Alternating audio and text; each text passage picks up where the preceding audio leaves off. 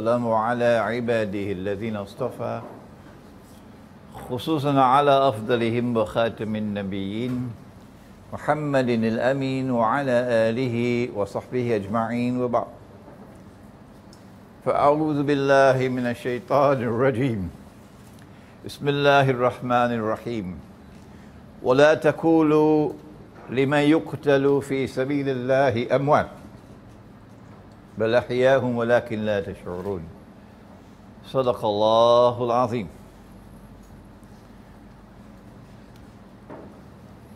Brother Saqib, Brother Justin, brothers and sisters in Islam, it is indeed an emotional moment.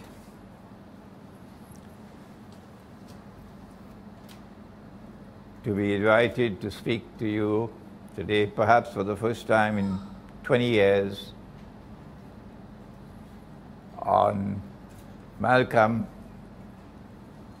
who is the only man to put an X behind his name. And in putting an X behind his name, he was sending such a powerful message to the slave master. A slave master who wanted to rob him of even his own name. A slave master who wanted him to become a carbon copy of the slave master. And so it was an act of defiance, unparalleled among slaves, to put an X behind his name. Malcolm X. I want to begin with a verse of the Quran with which you probably are not so familiar. It is in Surah An-Nuh of the Quran, the surah entitled Noah. And Allah tells us something about who we are as human beings, as men and as women, as men and as women. And if we want to know about ourselves, where should we look? He says, بَعْدَ أَعُوذُ بِاللَّهِ مِنَ الشَّيْطَانِ الرَّجِيمِ وَاللَّهُ أَنْبَتَكُمْ مِنَ الْأَرْضِ نَبَاتًا. He doesn't say, وَاللَّهُ أَنْبَتَ لَكُمْ وَاللَّهُ أَنْبَتَكُمْ مِنَ الْأَرْضِ نَبَاتًا. And Allah has created you from the earth. He has brought you forth from the earth like trees and plants. And so if you want to know about people, look at the tree. They're not all the same. Inna sa'ayakum lashatta. You are different. There are some trees which are ornamental trees, handsome men, beautiful women, like the ornamental trees. But then there are other trees which are for timber, to make furniture. And you don't take a tree for timber and send it to the beauty salon to make an ornamental tree. No. And then there are other trees which are for food, and others for fruit, and others which are medicinal. And when Allah's Messenger went on the journey through the Samawat, and he reached to the farthest point, it was a tree. But it was a tree which gave the best shade of all. Sidratul Muntaha, the Lot tree. So Allah also created trees which give good shade, like an umbrella. And so men are not all the same. The women are not all the same. And we must look to the aptitude of a person to see what kind of personality would come, what kind of possibilities there are for growth, what kind of versatility there is in this child. And so, once in a blue moon, a Malcolm is born. And for a few moments today, we will look to see what is it there was in Malcolm that made him so different from the rest. But what do we say of a tree which, when you cut it down, and that's what they did, and that's what they've been doing all the time since then, with their state terrorism and their Mossad assassinations of people. And an aeroplane drops out of the sky, and another American senator is dead. Another aeroplane drops out of the sky, and a president of Pakistan dies with an American ambassador on board. What do we say of a tree which they don't like this tree? So they decide to cut it down. What do you say of such a tree that every time you cut it down, it still keeps on growing? No matter how many times you cut down this tree, it just keeps on growing. That was Malcolm. And that is the Shaheed. And that was the verse with which I began. When Allah says, and the Mossad can take this and put it in his pipe and smoke it. Do not say of those who've been killed in the way of Allah, in the way of truth, in the way of justice. Don't say of them that they are dead. You can't kill them. No, they are alive, but you can't see them. There is a metaphysical application to the verse, that they are alive in another world of space and time. But there is an application here, that no matter how many times you kill Malcolm, Malcolm still lives.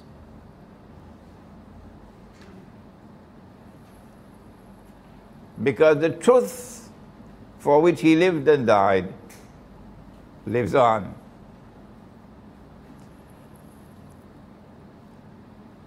And that is as powerful a message as that any message can be delivered when we speak about Malcolm.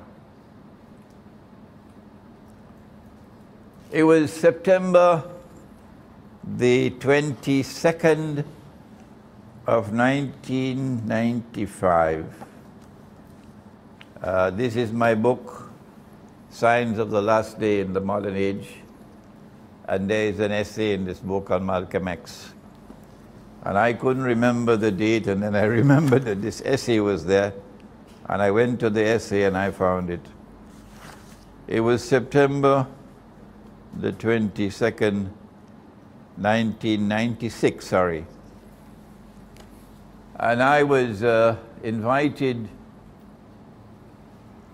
to be one of a panel of speakers to address a subject beyond Malcolm X, the future of Islamic leadership in North America. And the program was held in Midtown Manhattan. I had arrived in New York a few years earlier,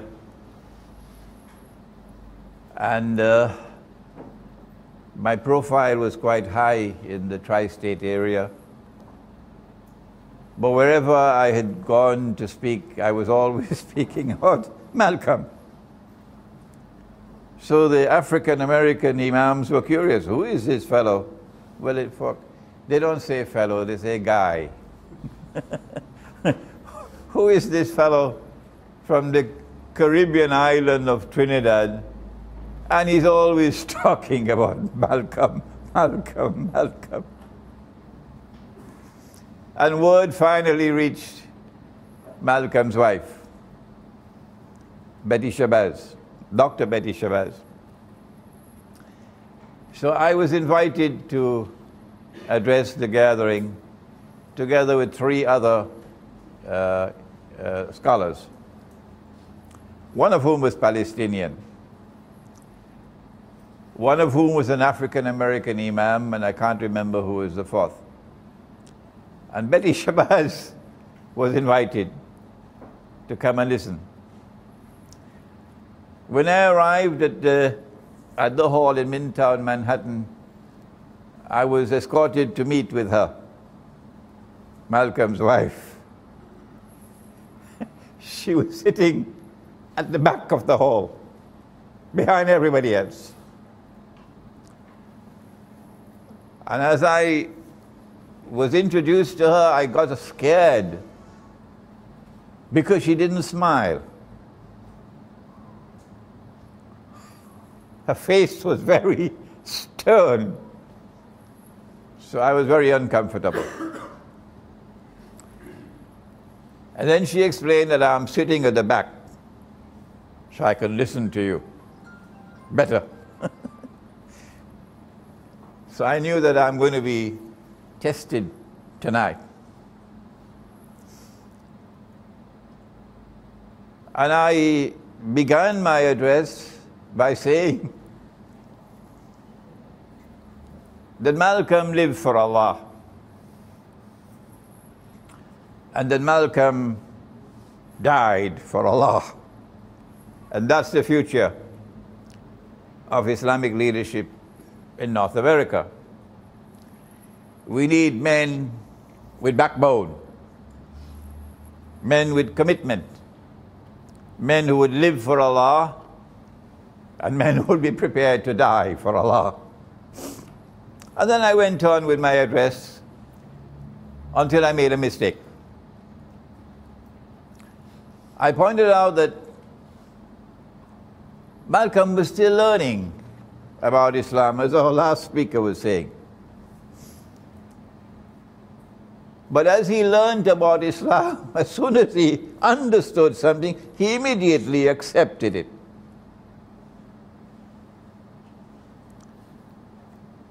And one of the biggest problems of all of the world in the age of Malcolm, and since then it has been growing, has been the problem of riba. This is poison.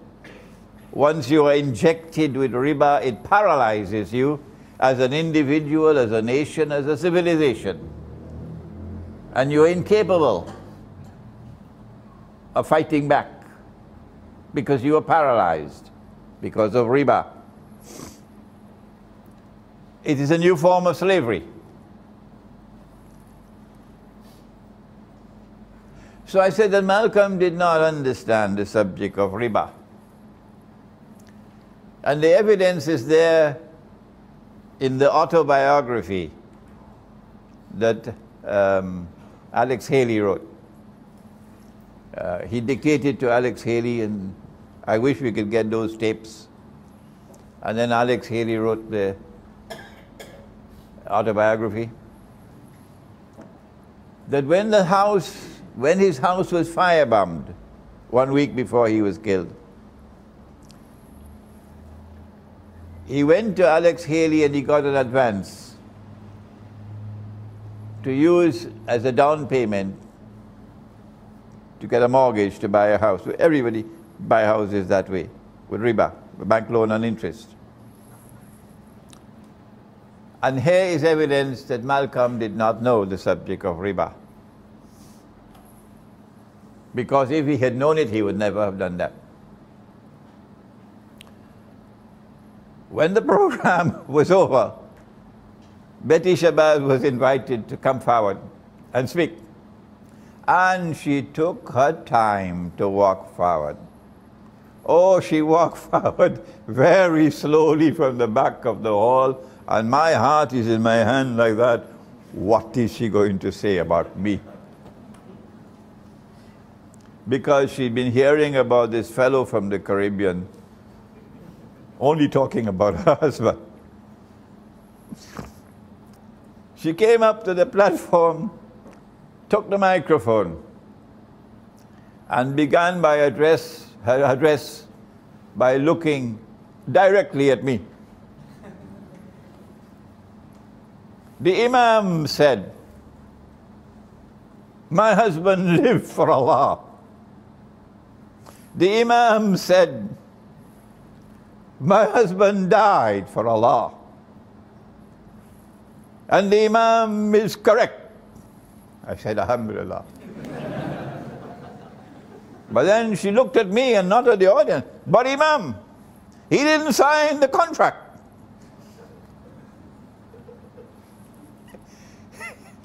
He was killed before he could sign the contract. So he didn't die in riba. She looked at me very fiercely when she said that. That was a very an unforgettable moment. The fierceness of the loyalty of the wife to that husband. After the program was over, I had to leave to give another lecture elsewhere. And she was autographing copies of the autobiography. And she autographed one for me. And it was sent to me after the program was over. And I put it down here. I couldn't remember what it is she said. She autographed a copy of the autobiography for me, and this is what she wrote. "You are a leader for men and women of all ages and all times. And may the peace and blessings of Allah forever guide you." And she signed Haja Betty Shabazz, Mrs. M.X.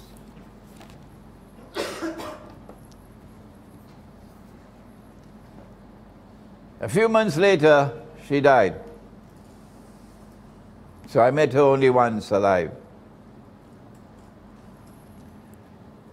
And I want to spend a little time sharing with you the news of her death,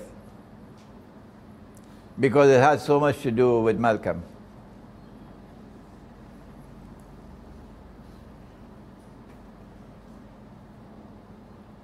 Betty spoke publicly, and it was published, that she accused Louis Farrakhan, but they called him Minister Louis Farrakhan. She accused Louis Farrakhan of responsibility for her husband's murder, assassination. She did it publicly. And when she was questioned about it, she said, but it was common knowledge. And the members of the Nation of Islam even boasted about it. And when Louis Farrakhan was questioned, he said it. No, I think he did it in a public lecture. He was a traitor. And if we dealt with traitors the way we did, what's that problem to you? So we considered Malcolm to be a traitor, and we dealt with him the way we deal with traitors. And so the children, he had 6 daughters, 4 of them were already born by the time he died. And 2 more were born after his death. They were twins. She was pregnant when he was killed. So in all 6.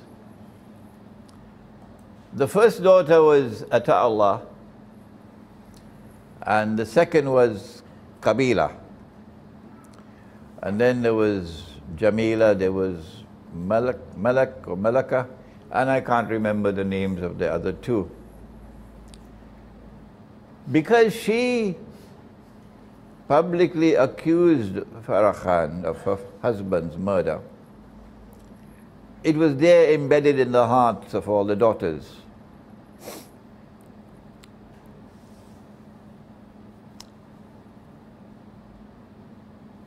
But the Million Man March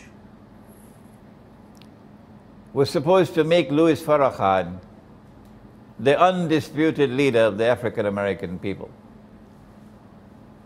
And the Million Man March was in October 96, perhaps. And there was a big stumbling block in the way of Louis Farah Khan's Million Man March succeeding. A million men marching to Washington. And that stumbling block was, of course, the tree. No matter how many times they cut it down, it just keeps on growing. That was the stumbling block.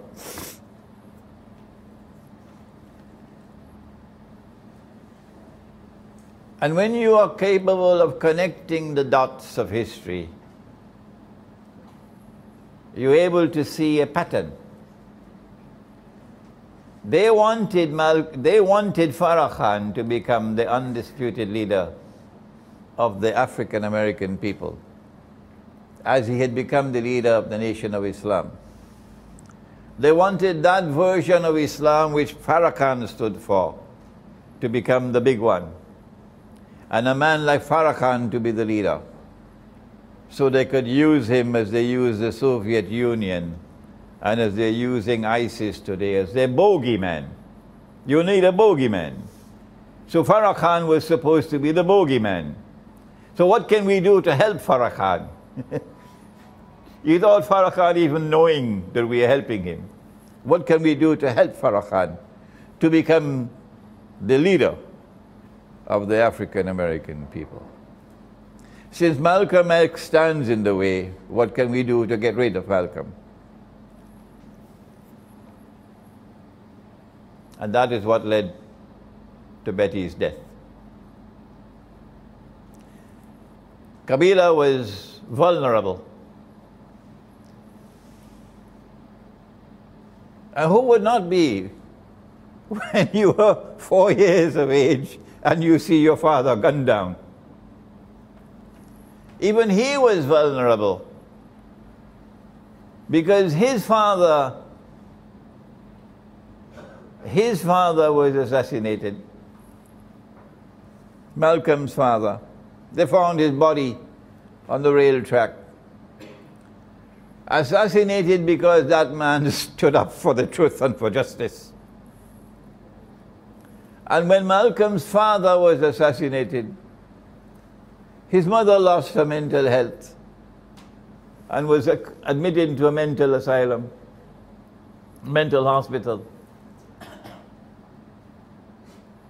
And then all the children were scattered off into orphan homes. That's Malcolm's childhood.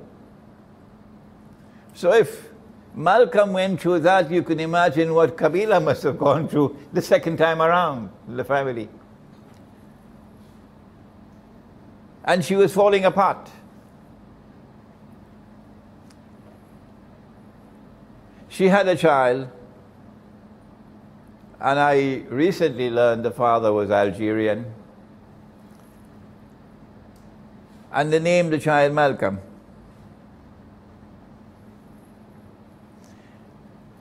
But Qabila's relationship with the Algerian was very short-lived.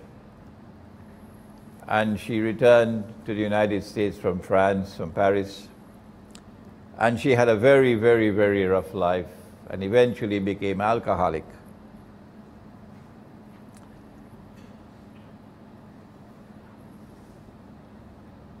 and hence was vulnerable. And the the FBI use informants, and they use people to entrap you. Shame on you, FBI. Shame on you, FBI. Shame on you. To send people to entrap you. And that's what he did. She thought he was in love with her. And together they made a plan. And he recorded it to assassinate Farah Khan. When she began to become hesitant about it and was trying to withdraw it, he is the one who was saying to her, no, we must stay with it. So if that case ever went to the court, the FBI would look terrible, terrible, if this case ever went to court. And then he handed over the tape, and she was arrested. And she faced 90 years in prison at about $2 million in fines for conspiring to assassinate. This was a bumper crap now, like what happened in France a few days ago. It's a bumper crap. You can benefit a lot from this. And so now Betty is vulnerable. The Million Man March is around the corner. We need to get this tree out of the way that is standing in the way. Malcolm.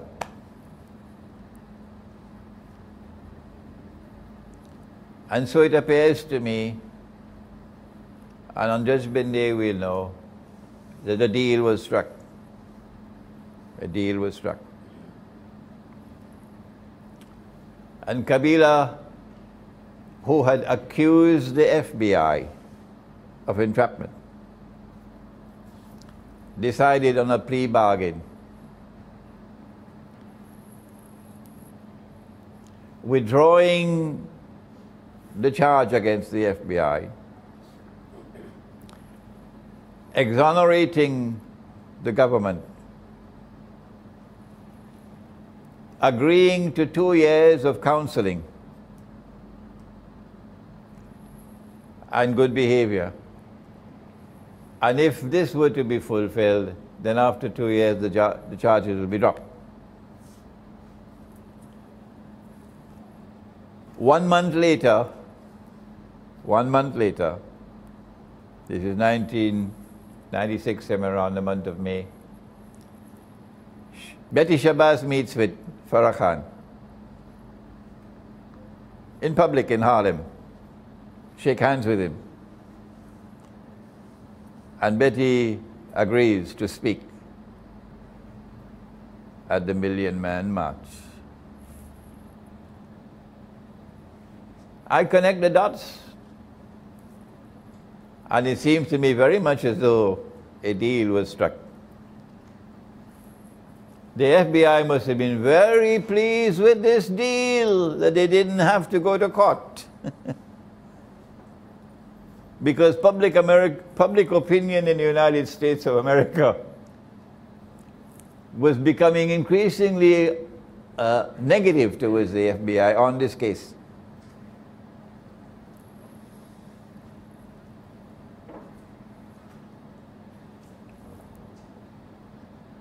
When Kabila had to go to the counseling for 2 years, the court ordered that her son Malcolm would stay with his grandmother. And she is in New York, Kabila is in California. The son is not only vulnerable, the son is lost. It's tragedy after tragedy after tragedy after tragedy. And grandma is too strict with him. So something snapped. Something snapped. He was just 12 years of age. And one day, while grandma was out, he took kerosene or petrol and he poured it from the front door of the house, the carpet, to the back.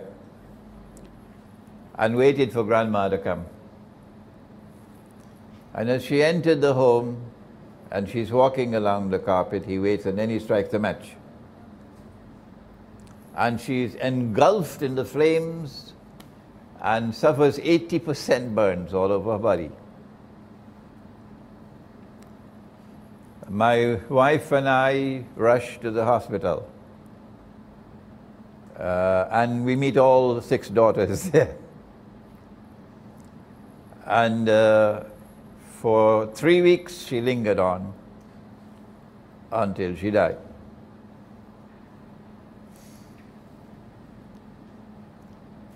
I then got a chance to visit Malcolm's grave. They had him buried far away from Brooklyn and from Harlem, so that nobody would ever go to his grave. There were limousines which took us after the Salatul Janazah at the masjid in Lower Manhattan, Upper Manhattan. And when we went to the cemetery about 1 hour's drive away, for the first time I'm looking at Malcolm's grave.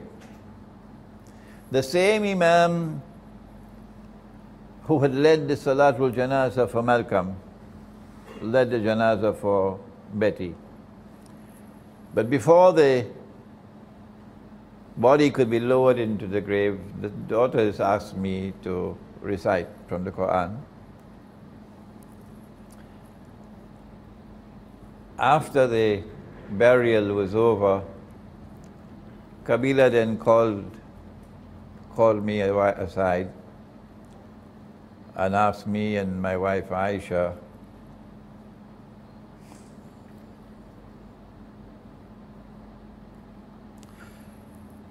whether we would agree to take guardianship of Malcolm now that the grandmother is dead. So the court would have to appoint someone else. It broke my heart to say to her that we had our departure from the United States within 2 weeks of the funeral. We would not be in the United States. We had to go for an interview in Trinidad for the US immigrant visa, the green card.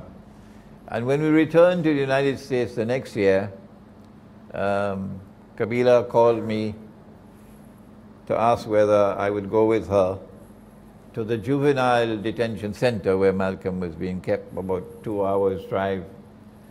And unfortunately again, I couldn't make it with her, and I never had any contact with Kabila after that. But nor with any other daughters of Malcolm after that. But if the dots have been connected correctly, and they did make a deal to get Kabila off, and the deal was to appear with Farah Khan, shake his hands in public, and agree to speak at the Million Man March, I think that would qualify as an act of betrayal, because Malcolm would not want it. If they had not made that deal, and if Betty had said, I prefer my daughter to go to prison for 90 years than to make a deal. Well, public opinion in the United States would have been so powerfully in her favor that the government would have been in monkey pants. What can we do to ensure that this case does not come to trial? That's what they should have done. And maybe in making that deal, the writing was on the wall. And that's why she met her end in such a violent way.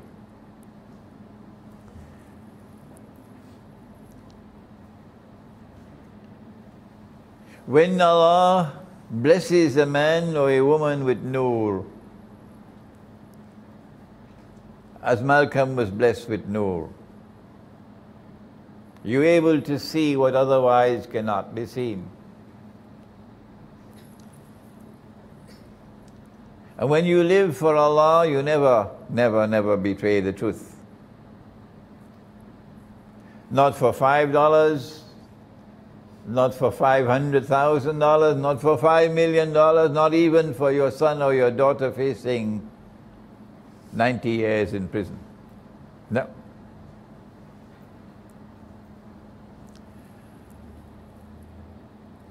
The reason why Malcolm remains today the most powerful of all examples of leadership is because I don't know whether he even knew of the verse of the Quran. But he embodied what Allah was speaking of in the Quran. When Allah says, قُلْ إِنَّ صَلَاتِي وَنُسُكِي وَمَحْيَايَ وَمَمَاتِي لِلَّهِ رَبِّ الْعَالَمِينَ. Say, verily my prayer and my service of sacrifice and my very living and my very dying, everything is for Allah.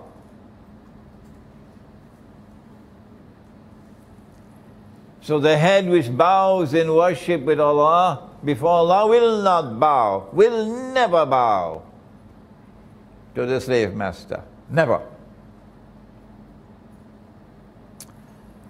One of the most powerful lessons that Malcolm ever taught me. I was also a teenager once upon a time, you know.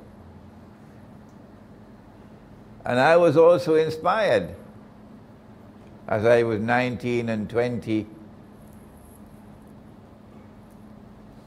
When Malcolm spoke about the house slave and the field slave, and I wish the governments which now rule over the world of Islam would stop for a moment to study the subject of what's the difference between a house slave and a field slave.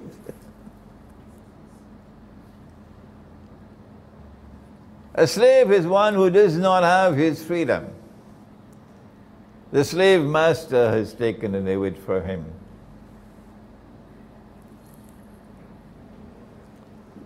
The house slave is the one who identifies with the slave master.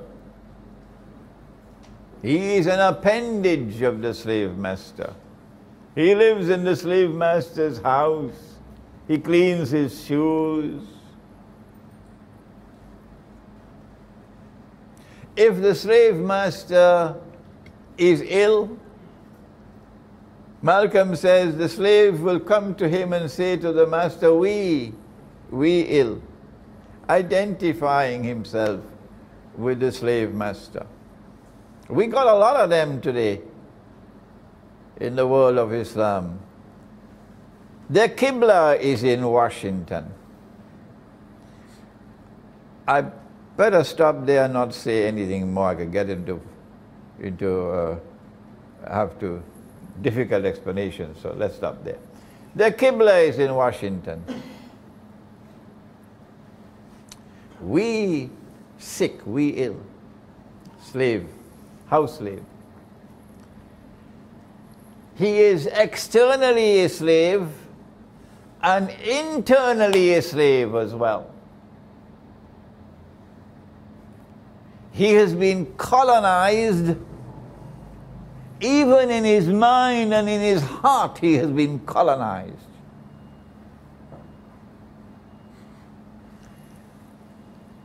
But then Malcolm spoke about the field slave, who may be externally a slave, but internally he's not a slave. Internally he is still a free man. And free men and free women cannot tolerate injustice and oppression. Only field slaves will submit to injustice and oppression. A free man will never submit to injustice and oppression. And that's the field slave. Yes, I am a slave, but internally I'm free. And because he has zero tolerance for injustice and oppression, he hates the slave master. And he hates the system of slavery and oppression. And so the slave master is scared of him. He's dangerous. Malcolm would say about the field slave, if the slave master's house is on fire, the house slave will be running for water to try to extinguish the fire. But the field slave will look at it and say, let it burn. Let it burn. That's the difference between a house slave and a field slave. And Islam, the message of Islam came to give us men and women who would have internal freedom within them, who cannot be colonized, who cannot be enslaved internally, and who therefore will have zero tolerance for injustice and oppression, and who would hate the slave master and hate the system of oppression and enslavement, and who, when the slave master's house is on fire, they say, let it burn, let it burn. This is Malcolm's legacy to us. And this is what we need today. Because the slavery that he had experienced in his lifetime is now even greater. I have to bring my talk to an end, but I cannot do so without bringing some eschatology into the discussion. It's not enough to say that Malcolm had courage, and that's what we need. That Malcolm had integrity. You couldn't buy him. No, he was not for sale. And that's what we need. It's not enough for me to point out to you that I did briefly that Malcolm had insight. He could see, but so many others could not see. And that insight comes only when you have courage and you have integrity, that Allah blesses you with nur. But it's more than that.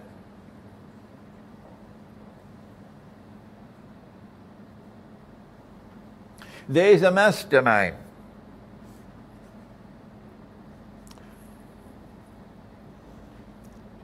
whose goal is to rule the world from Jerusalem.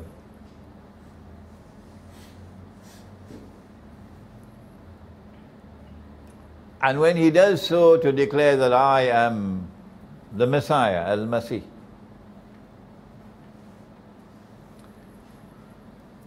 And the capacity to connect the dots of history will allow us to understand the emergence of Britain as a ruling state in the world, Pax Britannica. If Malcolm were present here today, oh, he would love this part of the lecture. Because he had a passion for understanding the world. And there was no one in that time who could explain this to him. None. Pax Britannica came into being as stage one of the process, which will culminate with that mastermind ruling the world from Jerusalem. Pax Britannica was the leader of the old world. the concert of Europe and the rest of Africa and Asia. But in order for the second stage to come, they needed a new Babylon, a new world, a shining light, a new vision of heaven, the greatest thing that mankind had ever seen in history. They needed a United States of America. But this is a land with only American Indian people who have the misfortune of living what today is called a primitive way of life. You know, a primitive way of life. Primitive people, they show respect for water. You know, primitive people, they show respect for rivers. They almost will worship a river, and they love to see the lakes clean and nice, and the rivers. You know, primitive people, but we are civilized. We have progressed. We take all our sewage and we pump it into the rivers and into the lakes and to the coastal waters, and that is called progress. So the American Indian people live the primitive way of life. And Surah Al-Kahf of the Quran directs attention to it when Zulkarnain went on his second journey. لَمْ نَجْعَلْ لَهُمْ مِن دُونِهَا سِتْرًا. Allah is so economical in His language. لَمْ نَجْعَلْ لَهُمْ مِن دُونِهَا سِتْرًا.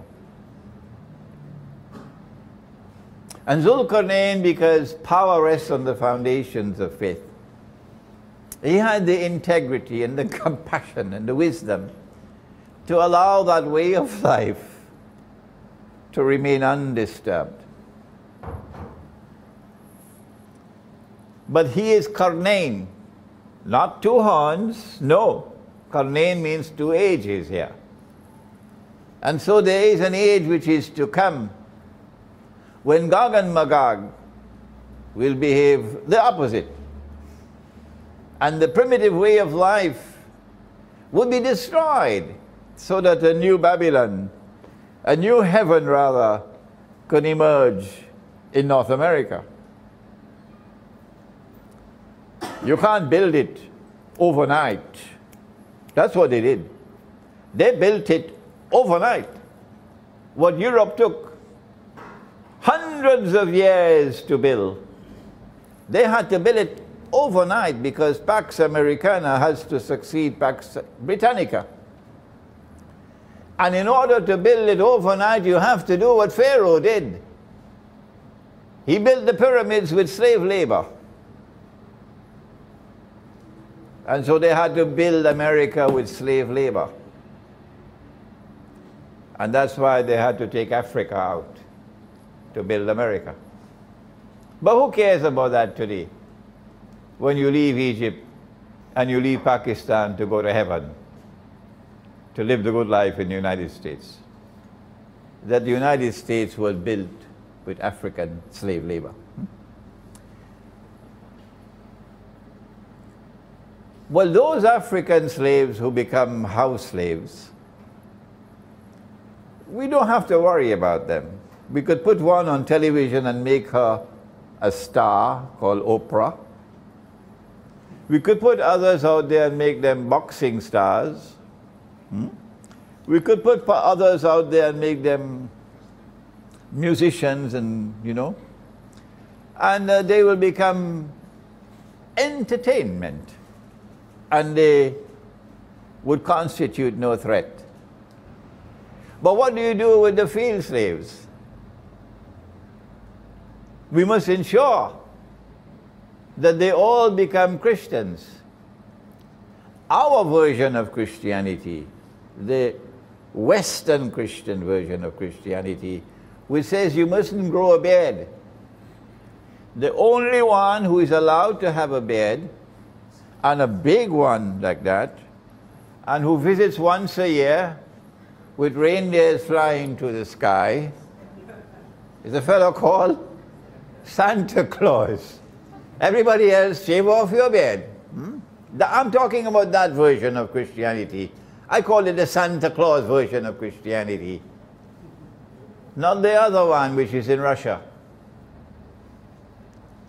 This one wants to make all the world carbon copies of itself, this Christianity, which allies itself with Judaism and makes a Judeo-Christian alliance. And the Quran speaks about it if you have the time to read my books. But that Christianity has not made an alliance with Judaism.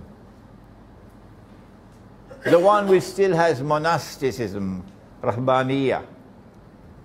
That Christianity does not want to make carbon copies of itself all over the world. No.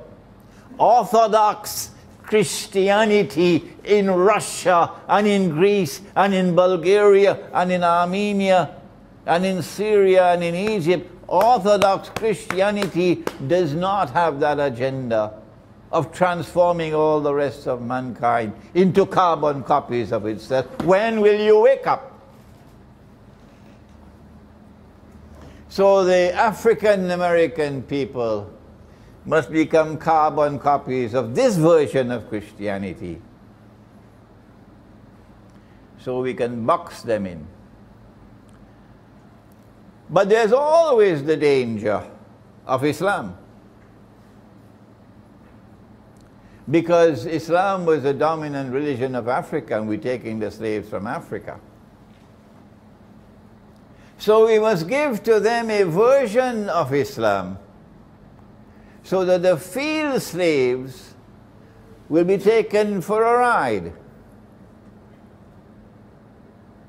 There are many in the United States, when they listen to this lecture today, are going to be very angry with me. But the truth is the truth. The Prophet ﷺ warned about many Dajjals. He said, Dajjaluna kadhabuna qaribun min thalathin. There would be so many Dajjal, there will be almost 30 of them. Before Mr. Dajjal himself comes along. And they'll all claim to be a prophet. They will all claim to be a prophet. And Elijah was taken for a ride. He claimed to be a prophet.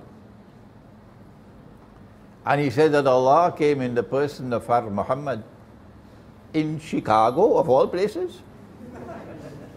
And appointed him as a prophet. And so was born this version of Islam. But that is only the fun part of it. That's not the serious part. And Louis Farrakhan knows that very well. He's a very intelligent man, incidentally. Farrakhan is a very, very intelligent man. I sat down with Farrakhan one-on-one, he and I alone in the room, for 3 hours. 3 hours. And I knew I was sitting in the presence of a very intelligent man. So he knows where he misses. He knows that's rubbish.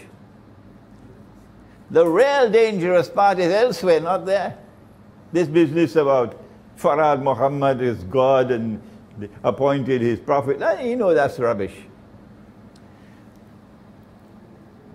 It is the Ahmadiyya movement. The Ahmadiyya movement of Mirza Ghulam Ahmad was up to its neck with the Nation of Islam, indoctrinating the Nation of Islam to the extent that Walis Muhammad died with those beliefs. W. Muhammad. That Jesus isn't coming back.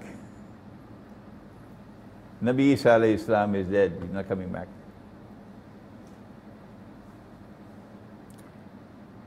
That he, Mirza, was the Imam al-Mahdi. In other words, give them a version of Islam whose eschatology is all rubbish. And when your eschatology is all rubbish, you cannot read history. That's what they did with the Nation of Islam.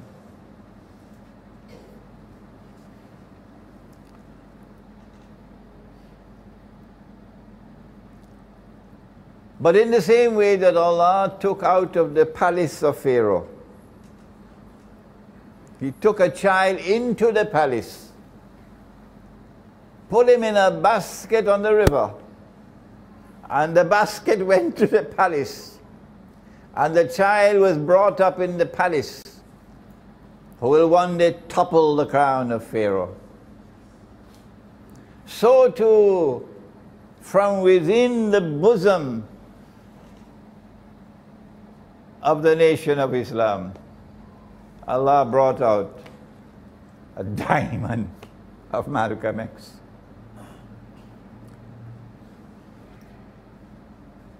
He knew that he was going to die. His friends were all saying to him, they're going to kill you. We want to send you to Africa. Go and spend 6 months, let everything cool down. He said no. Malcolm didn't run away. He knew he was going to die. And he was not afraid to die. He did, in that short period of time, he did all that was needed for him to do, to set an example of defiance. Defiance against the oppressor. That they can do what they want. They can pull off all the false flags that they want. But the truth will always triumph. We just had a false flag in France 2 days ago. My anticipation is the next one is going to be in Germany. This one was intended to mobilize French public opinion to ensure that the government of France is stuck. The government wants to get out of the sanctions against Russia. I think the German government is also beginning to think the same way.